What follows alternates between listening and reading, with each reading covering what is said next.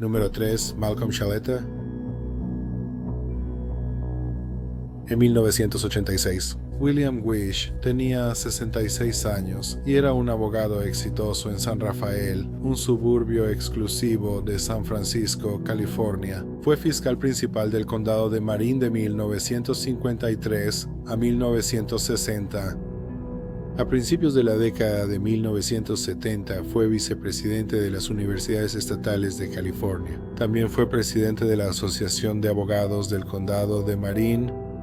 También había sido nombrado miembro de la Junta de Síndicos de las Universidades Estatales de California por su amigo Ronald Reagan.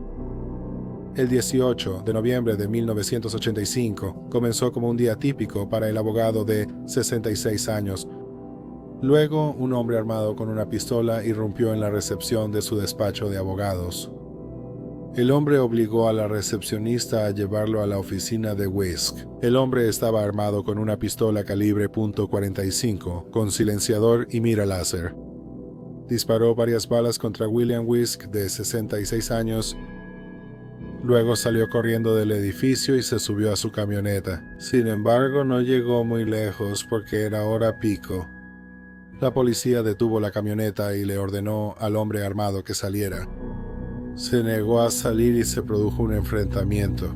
El hombre armado, que se metió en la parte trasera de la camioneta sin ventanas, gritó que se estaba poniendo el cañón del rifle en la boca.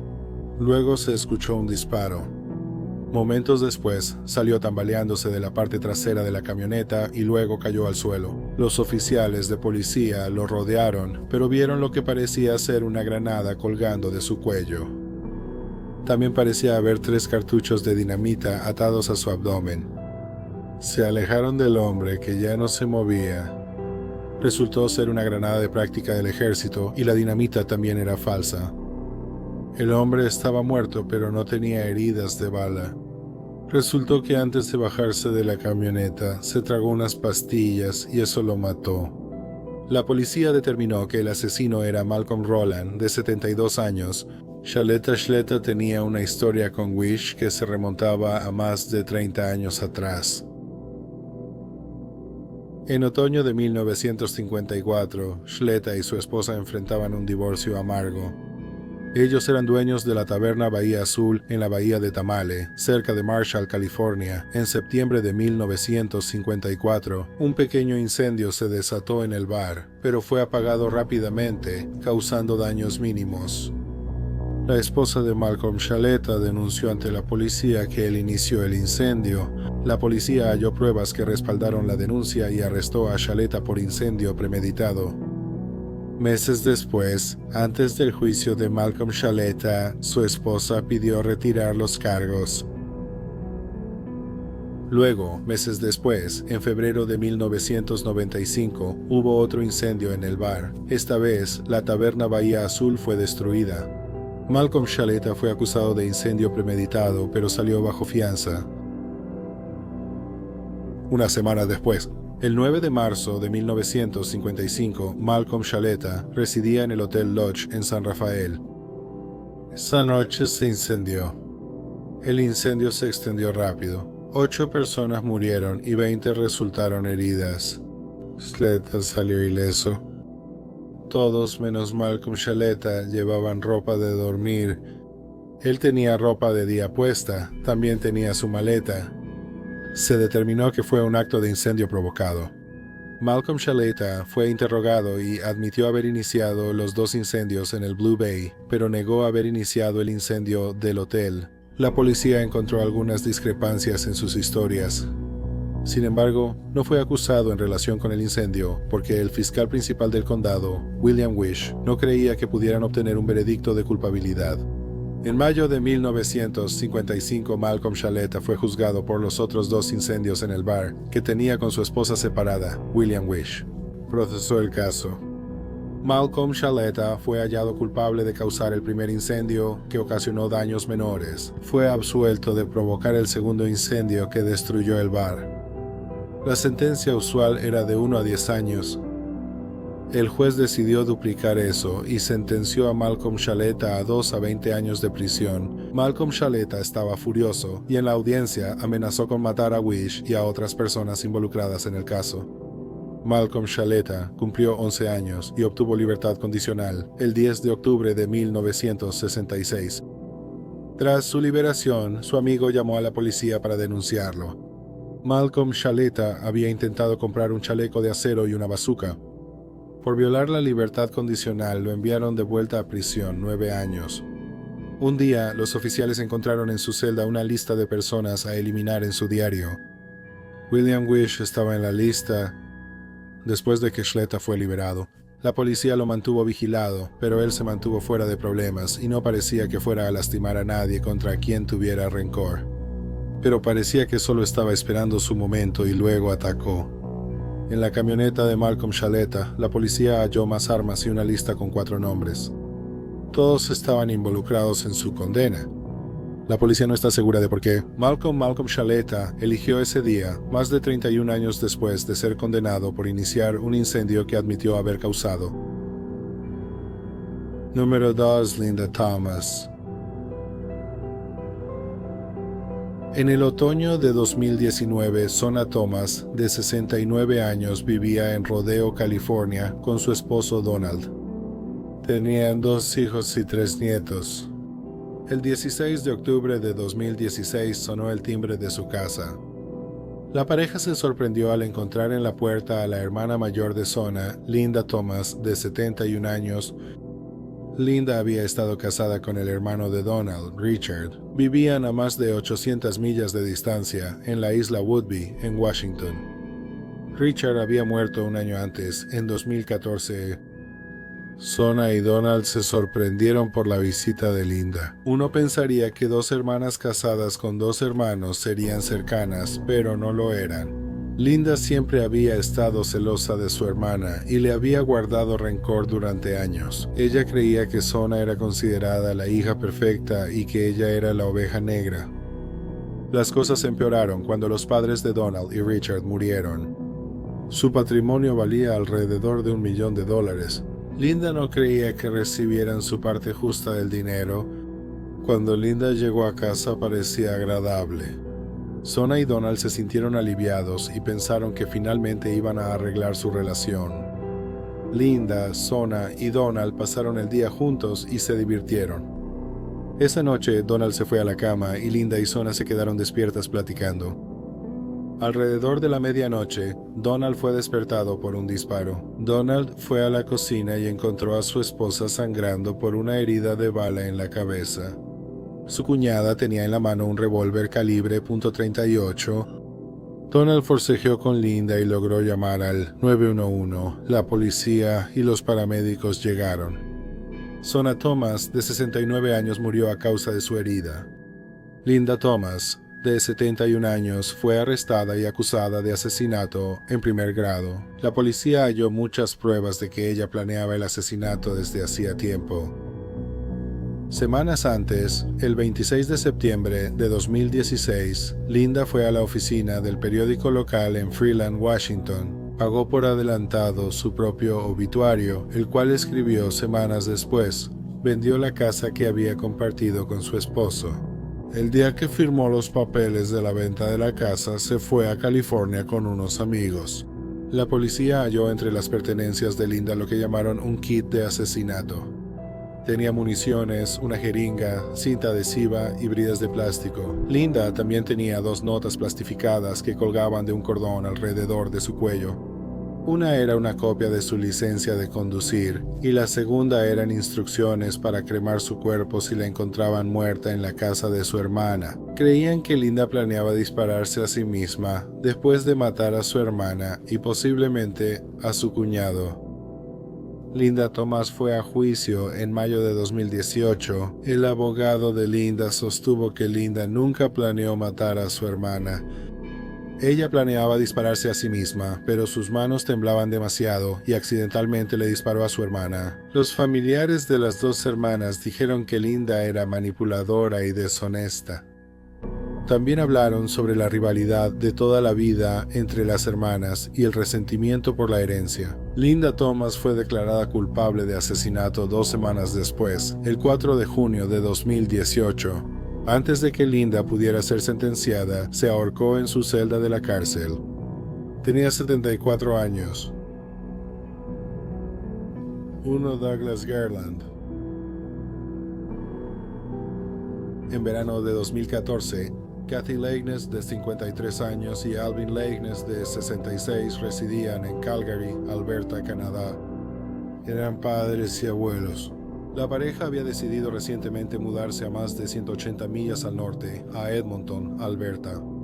El 29 de junio de 2014, Kathy Nelvin realizó una venta de bienes en su casa. Su hija Jennifer O'Brien y su hijo Nathan, de 5 años, vinieron esa noche para ayudar. Se decidió que Nathan se quedaría a dormir. Al día siguiente, Jennifer volvió a casa de sus padres por su hijo. Cuando llegó, sus padres y su hijo no estaban. Encontró señales claras de que algo violento había sucedido. Había charcos de sangre y huellas de zapatos ensangrentadas. Inmediatamente llamó a la policía y se emitió una alerta Amber para Nathan. La policía descubrió que la casa había sido allanada. Alguien había roto la cerradura de la puerta lateral con el taladro que estaba afuera de la casa. No se encontró ningún rastro del trío. El 4 de julio de 2014, 3 días después de que los abuelos y el nieto desaparecieran, la policía publicó imágenes de una camioneta Ford. Habían estado revisando las grabaciones de las cámaras de seguridad en la zona alrededor de la escena del crimen. La camioneta Ford de modelo reciente fue captada por varias cámaras en la calle Leighness a las 3 de la mañana esa noche. La familia desapareció. Horas después de que se hicieron públicas las imágenes, una mujer contactó a la policía porque reconoció la camioneta. Dijo que pertenecía a su hermano, Douglas Garland, de 54 años. La mujer dijo que su hermano tenía una conexión con los retratos. Dijo que era la esposa en unión libre de uno de sus hijos y que Garland había trabajado con Alvin años antes. Garland tenía antecedentes penales e historial de enfermedad mental. En los años 80, él estaba en la escuela de medicina y fue elegido presidente de la clase. Sin embargo, fue expulsado por hacer trampa poco después de ser elegido. En 1992, a los 33 años, fue arrestado por operar un laboratorio de metanfetaminas en la granja familiar en Airdrie, Alberta. Después de que salió bajo fianza, huyó a Columbia Británica. Asumió la identidad de un niño de 14 años que había muerto en 1980 y cobró beneficios del gobierno bajo ese nombre. 8 años después de huir de la provincia, Garland fue arrestado y llevado de regreso a Calgary. Garland fue sentenciado a 3 años de prisión y cumplió 6 meses antes de obtener la libertad condicional. La policía obtuvo una orden de cateo para la granja en Airdrie, donde Garland vivía con sus padres. Encontraron algo incriminatorio en la elección del sótano de la casa de campo. Era el disco duro de la computadora de Garland. El disco duro contenía su historial de Internet. Algunas de las búsquedas de Garland en Google incluían los Leighness, venta de bienes, Alvin Leighness, Catherine Leighness y el número de teléfono de Kathy. Herramientas de amputación y autopsia, amputación, retractor, fuerza necesaria para una conmoción, la tortura más dolorosa, disección humana, triturador de huesos y cómo perforar una cerradura Schlage. Schlage era el tipo de cerradura que los Leighness tenían en la puerta lateral. También en el disco duro, la policía encontró una guía de usuario y programación para una cerradura Schlage B356. 18 documentos sobre asesinato y un libro electrónico llamado Cómo matar sin alegría, el libro completo de Cómo matar, el 15 de julio de 2014. Aunque no hallaron los cuerpos, Garland fue acusado de 3 asesinatos. Douglas Garland fue a juicio en enero de 2017. Durante su investigación, la policía encontró pruebas sustanciales contra Garland. Esto incluía el ácido desoxirribonucleico de los Leighness en los zapatos de Garland y en un par de botas de hule. En la granja también se encontró ácido desoxirribonucleico de las 3 víctimas alrededor de la granja de los padres de Garland. se halló ácido desoxirribonucleico en una sierra para metales y ganchos para carne en la granja. La policía también encontró una pieza de evidencia única. Un piloto estaba haciendo un mapeo digital aéreo en la granja de Garland la mañana después de que los abuelos y el nieto desaparecieron. En una de las fotos parece haber 2 cuerpos grandes y uno más pequeño cerca de 3 cobertizos en la propiedad. Al día siguiente se fotografió la misma área y los cuerpos ya no estaban. Había una fosa de quema en la granja. La policía recogió cenizas y las examinó cuidadosamente. Encontraron 17 posibles fragmentos de dientes, otros fragmentos de hueso, botones y joyas. Algunos de los fragmentos de dientes eran de un niño. Las pruebas de ácido desoxirribonucleico en los fragmentos de hueso demostraron que provenían de las 3 víctimas. La policía determinó que la noche de los asesinatos, Garland perforó la cerradura de la puerta lateral y entró a la casa. Kathy y su nieto, Nathan, estaban dormidos en la habitación delantera, mientras que Alvin dormía en la recámara principal.